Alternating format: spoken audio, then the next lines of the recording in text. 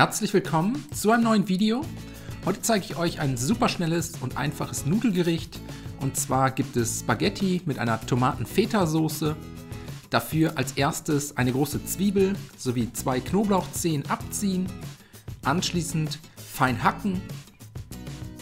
Und wenn das erledigt ist, einen Topf oder eine Pfanne mit einem guten Schuss Öl erhitzen. Zwiebeln und Knoblauch in den Topf geben. Und bei mittlerer Hitze und gelegentlichem Wenden für 2 bis 3 Minuten glasig anschwitzen.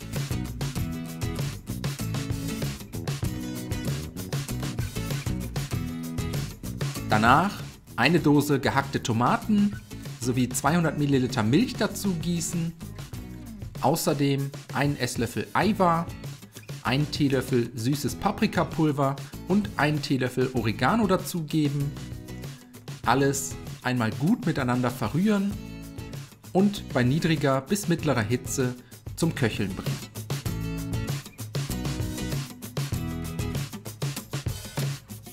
Sobald die Soße köchelt, noch 150 Gramm Feta dazugeben.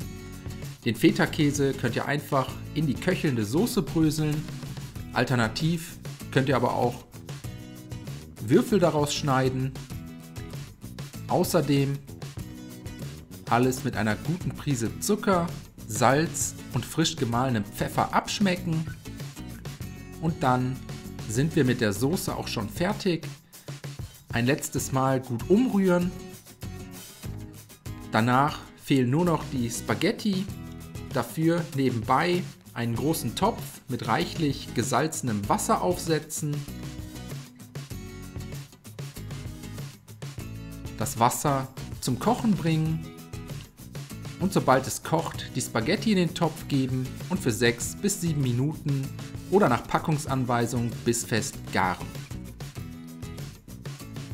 Die Nudeln gelegentlich mal umrühren und dann über einem Nudelsieb abgießen, kurz ausdampfen lassen und jetzt können wir auch schon servieren. Die Spaghetti auf tiefen Tellern verteilen. 1 bis 2 Kellen der Tomaten-Feta-Soße über die Nudeln geben, für die Garnitur noch etwas extra Feta drüber bröseln, außerdem noch etwas Basilikum und dann wünsche ich einen guten Appetit, viel Spaß beim Nachkochen, bis zum nächsten Mal.